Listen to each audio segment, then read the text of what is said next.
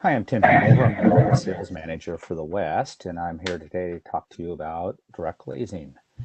Joining me today is on the panel is Scott Glaza, who's our Senior Product Engineer based out of Madison Heights, Michigan. Just to go over a couple things of who we are at Sika Corporation. We are a specialty chemical manufacturer, and we develop and produce various systems and products for bonding, sealing, and dampening, reinforcing, and protecting within the motor vehicle industry, the industrial industry, and also the building sector. Some of the markets that Sika Corporation overall touches is concrete, waterproofing, roofing, flooring, sealing and bonding, refurbishment, and industry. And we're going to talk more about the industry applications here today because that's what we're all more interested in. So the markets that we serve within industry is appliance and manufacturing. This type of market could definitely use all sorts of different direct glazing applications. We have industrial lamination. Transportation is very much involved in direct glazing. Automotive, the same. Automotive aftermarket replaces the direct glazing applications within your automobiles. We have renewable energies with wind and solar. Facades and fenestration would also be direct glazing. Tooling and composites, and then marine, everything from recreational to commercial applications are involved with direct glazing. So what is direct glazing? Direct glazing is the elimination of mechanical fasteners and frames to retain a glazing material within an opening. Typical applications would be vehicle, anything from your basic automobile all the way up to a light rail or a rail car would use direct glazing applications. Marine applications would be anything from your recreational craft all the way up to your commercial and military vessels would use direct glazing. Appliance and enclosure applications, that's a market where they can use also direct glazing, whether it's an appliance or like an enclosure for like a CNC machine. And then residential and commercial buildings also utilize direct glazing. So what is the benefits of direct glazing? Well, first thing is it eliminates leakage. You don't have any sort of mechanical fixation going through your direct glazing into your substrate. At the same time, direct glazing with the elastic adhesive is able to increase the torsional stiffness of your product. It also allows an efficient distribution of stresses over the bond face.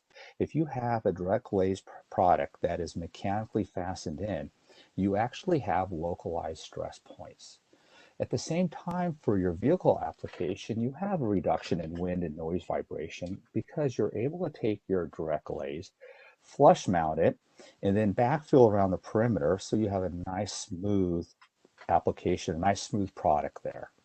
And then the benefit for engineers is now they're able to join dissimilar materials together. So they have the flexibility using all sorts of different materials with their panel or their vehicle. And then with elastic adhesives, bond everything together, including the direct glazing application. It provides you with a great gap filling capability. So if there's some irregularities within the manufacturing process, you're able to compensate this with the elastic adhesive bonding in your direct glazing product. Now, for thermal expansion, direct glazing will compensate for thermal expansion. Let's say you're to mechanically fasten in certain types of glazing material, you would definitely have to oversize your holes for mechanical fixation where elastic bonding does not. You have no damage to the substrates, and you also have the freedom to design greater areas. And what this means is you can take the increased torsional stiffness of having your direct glazing product along with your adhesive in that even stress distribution over the bond line face, and now you have the ability to actually design a larger area for direct glazing, and you have improved acoustics. So what are the type of materials that are used for direct glazing? Well, the first one is going to be mineral glass. This is the typical glass that you think of, your glass cup, your glass on your coffee table that breaks. We have different types of mineral glass. The first one is laminated. This is where you have multiple layers of lamination of a laminated glass with a plastic inner layer in between. The best example of this is your automobile windshield. The next type of mineral glass would be a tempered. This is actually a hardened safety glass. It does not crack, but it just shatters into small pieces. Another example is the side glass in your automobile. Then you have float glass. This is just your regular non-safety glass. This is like a picture frame glass or your coffee table glass that will break into like, it cracks in the long shivers. This type of product you never want to use within a transportation application. And then your insulated glass units are your typical types of glass units that you would see like in your residential or commercial building applications. Another type of material used for glazing is organic glass. Organic glass is plastic. This is commonly referred to as an acrylic or a polycarbonate parts. So, what type of materials or chemistry do we use for bonding in a glazing material? Well, one of the most widely used products within the transportation sector would be your polyurethane adhesives. Polyurethane adhesives generally have a higher strength among the one component products in the marketplace. That's compared to a silicone or an STP or a hybrid type of product. You will find your polyurethanes are generally higher in body in their green state when you initially gun them out.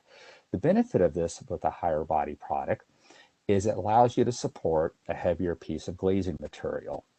But with polyurethanes, you generally need to use some sort of pretreatment on your substrates, and you also need to make sure that you have UV protection for bonding to translucent materials. In other words, the UV rays going through the translucent materials will break down the bond line on polyurethane materials. So that's why you need to make sure you have adequate UV protection. We'll talk about that shortly. Polyurethanes are the preferred chemistry for transportation applications just because of their higher strength requirements. Now, the next chemistry we can look at here is a silicone. You'll find silicones to be of a lower strength than polyurethane. Silicones also have some compatibility issues with other chemistries. If you take a look at a lot of the product data sheets out there with silicones, they say they're not even paintable. Now, also you want to look at with silicones is they do have a higher moisture vapor transmission. So what that means is they tend to absorb some moisture at times. But with silicones, you do have a reduction in pretreatment. And then with silicones, guess what? You don't need to have any UV protection for the bonding to translucent materials. So what that means is with the silicone, you can have that silicone up against the bond face on your translucent material, and the UV rays are not going to break down that bond face. But if you are going to be bonding an organic material with silicone, plastic glazing materials, autoxy, neutral cure silicones are preferred to prevent environmental stress cracking on your organic bonding materials, polycarbonate or acrylics, for example. So the third product or the third chemistry that you could look at is the STPs or the hybrid products. These type of products fall between a polyurethane and a silicone. You still need to have a UV protection for bonding to translucent materials. In other words, the UV rays will break down the bond line. You do have a reduction in pretreatment. The strengths of an STP and a hybrid kind of fall between a silicone and a polyurethane, and they are prone to hydrolysis. And what we mean by that is underneath a high heat, high humidity environment, you're going to start to see some possible loss of adhesion with those type of products. So I talked about UV protection on the bond line with polyurethanes in the STP hybrid type of products. Well, with mineral glass, the glass that you break, you need to make sure you have a suitable ceramic coating. And if you don't have a suitable ceramic coating, then you need to have some sort of external profile covering. So as you can see over here, external profile covering, very suitable. Suitable ceramic coating, also a very suitable application. If you have an organic glass, your plastic, polycarbonate, acrylics, you need to go with an external profile covering. If you do not have a sufficient ceramic coating, then you will have to go to an external coating, or you can also look at a possible inside bonding application as well. So let's talk about how we determine suitable ceramic coatings for different types of industries. Well, what we want to look at is what's the measurable amount of light transmission that passes through your glass part and through the ceramic coating. Each type of market has a different type of requirements. So let's say your transportation on-road vehicles, this means they could either have a rubber tire or a steel wheel underneath them. For a laminated part, they need to be less than 0.2% visible light coming through the glass in the ceramic coating. If it's a transportation tempered product, 0.1% visible light or less. Now, for the marine sector, it's a little more requiring more types of denser ceramic coatings there. So you would need a 0.02% visible light or less for laminated, and for tempered, 0.01%. Another test that we look at is the acid resistant test with your ceramic coating. You place the acid on the ceramic coating for 5 minutes, and then you need to wipe it off. If you have no transfer, we're good to go. But if either test fails, then we do not recommend going with a primerless system on a mineral glass with ceramic coating. Now let's talk about organic glass. Again, this is your polycarbonates and acrylic types of products. Well, typically, they are not provided with any sort of UV protection. Ceramic frit does not bond all that well to a plastic. But organic glass does have some natural UV absorption. So what you need to look at is, what is your UV light transmission through the polycarbonate or acrylic parts? It needs to be less than 0.5%.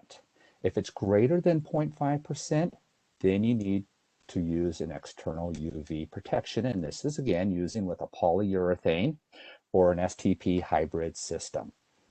So let's talk about how you determine your external UV protection here. So basically, it's really simple. You take whatever the thickness of your glazing part is, do the 2 times rule, and that's what your overlap is going to be. So let's say your glazing part is an 1/8 inch thick. You're going to want to have a 1/4 inch overlap from where your bond line is. So we're going to classify this top chamfer here as the bond line. We'll talk later about that chamfer. You want to make sure that your outside shielding goes a 1/4 inch beyond that area to give you the proper protection from the UV light coming in and trying to break down that bond line. So what is a simple joint design for direct glazing? Please, these numbers are not to be considered. Each time you do a direct glazing application, there's a lot of considerations that you need to take in effect, and we'll talk about that in the next slide. But this is just a simple schematic. This will be a mineral glass. You've got your suitable ceramic coating on there. You have your adhesive to bond your glass into your flange or into your substrate or panel. You want to backfill, and this is purely for aesthetic reasons. And if you are going to have this part exposed to UV, you want to make sure that you use a UV stabilized product for aesthetics. This section up here, this sealant area, this is chamfered. And what this is for is to prevent the condensation from puddling where this adhesive bead is. Your condensation would just shield right off and not be collected within this adhesive area. So this is a typical joint design. Now, how do we figure out the dimensions here? Well, what we want to know is, what's the weight of the glass? What's the shear strength of the adhesive that you selected for your application? We take a look at the weight, the shear strength of the adhesive, and this gives you the calculation for what your adhesive bead width needs to be, and that's considered for the whole length of your actual application. That's providing the strength for your glass. The next thing you want to look at is, what is your thermal expansion of your substrates? Now keep in mind that a organic part, a polycarbonate or acrylic, may have more thermal expansion than a mineral glass. So you need to take this all in consideration of, what is our thermal expansion of our 2 different substrates we're bonding together. And that will provide you with what your final thickness needs to be of your adhesive in this area to allow your glazing material and your substrate to allow to expand and contract based upon thermal expansion.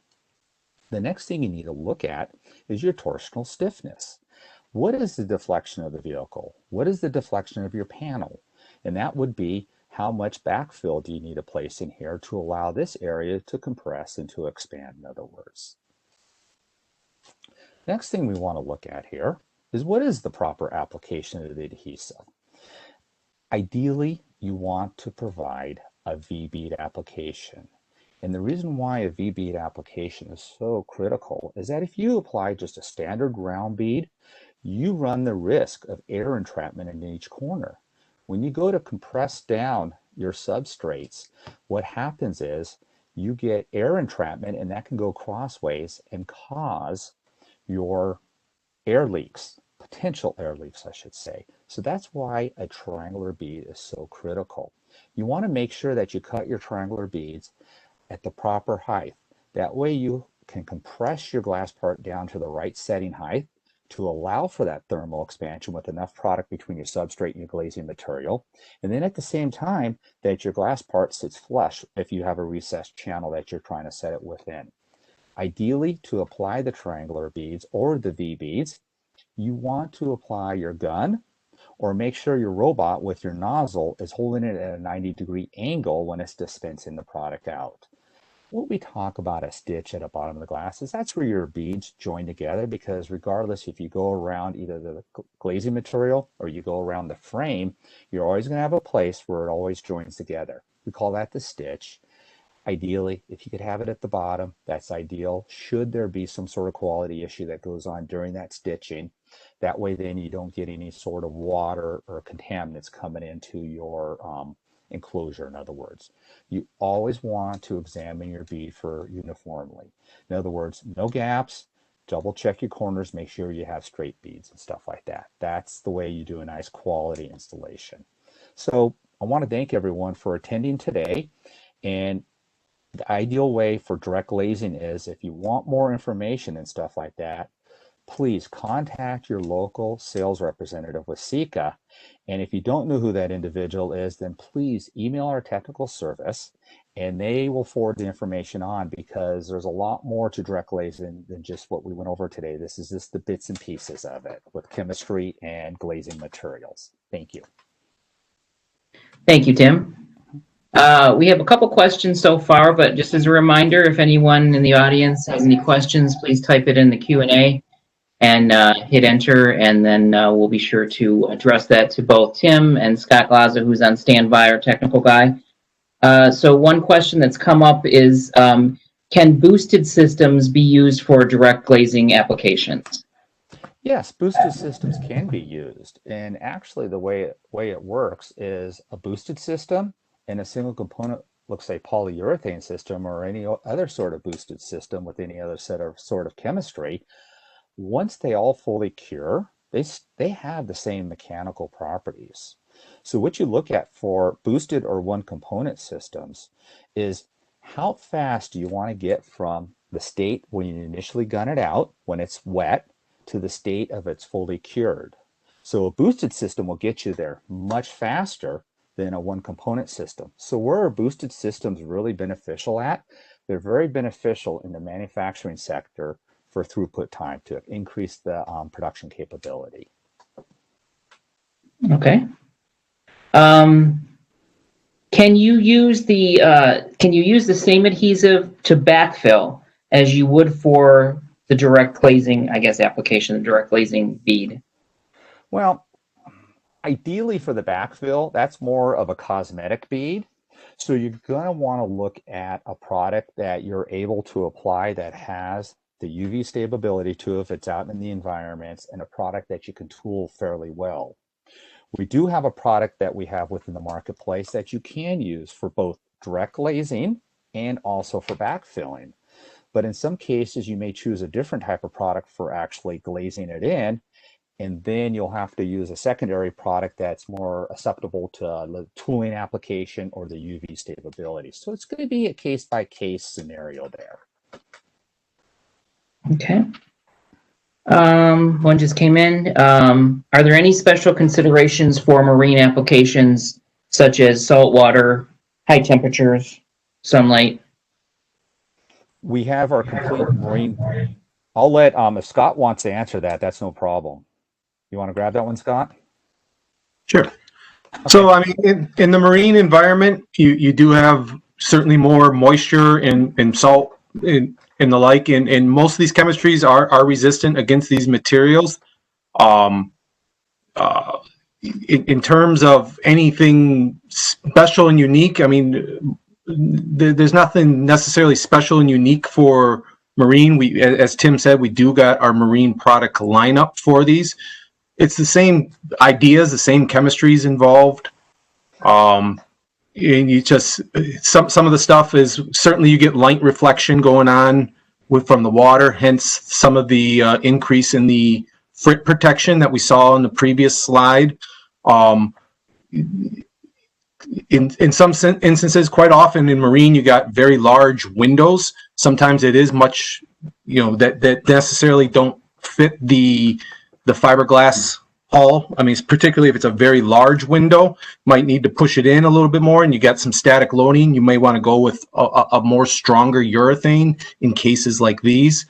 But certainly a urethane has very good resistance to the moisture environment of marine. Silicones, as Tim mentioned, do have some moisture vapor issues, but I mean, again, it's going to be kind of application specific. What's the fit of the window?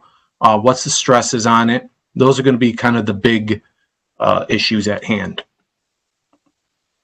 Okay, good. Thank you, Scott. I have one last question here, unless anyone's got any more. Does Sika have any experience with direct glazing with appliances with high temperatures? With that type of application, we're going to have the high temperatures, defined. We have done appliances and stuff, and so that's going to be a real case-by-case scenario on what type of temperature they're requiring, and then we can take a look at the product portfolio to match up what would be suitable for them in that application. Okay, which would be true of any new applications. We would want to get our sales reps and tech service involved. Exactly, very critical.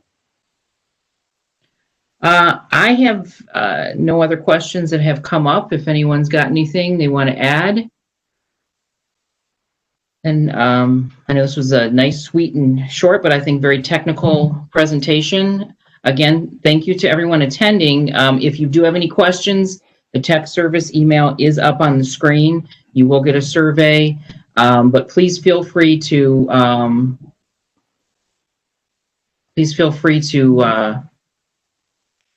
I don't know if I'm seeing all the questions, to send an email to, bear with me here. I do have a question here coming up, but I cannot see it. My apologies. Oh, see me all.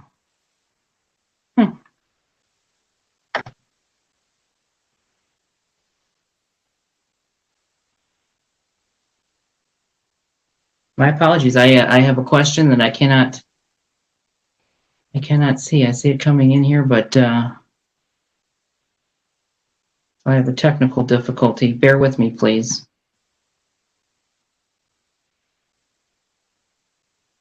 Oh, come on.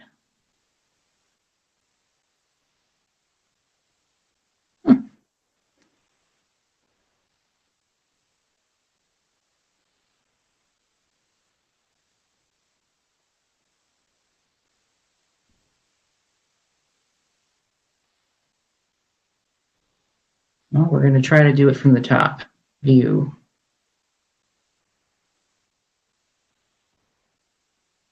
Manage panels.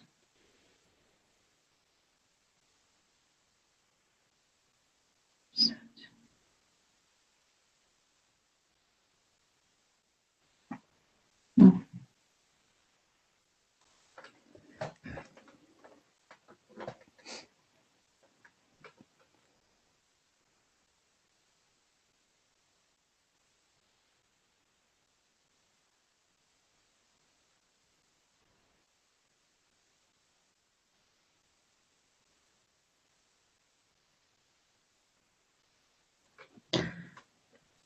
Well,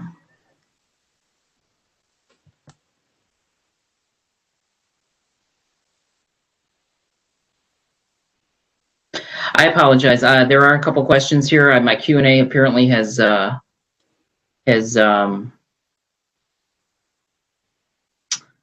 longer working. So I'm going to have to ask you to, if there are any questions, if you could put the questions in the survey questions, and somebody from technical service or the sales group will get back with you. I sincerely apologize. All right.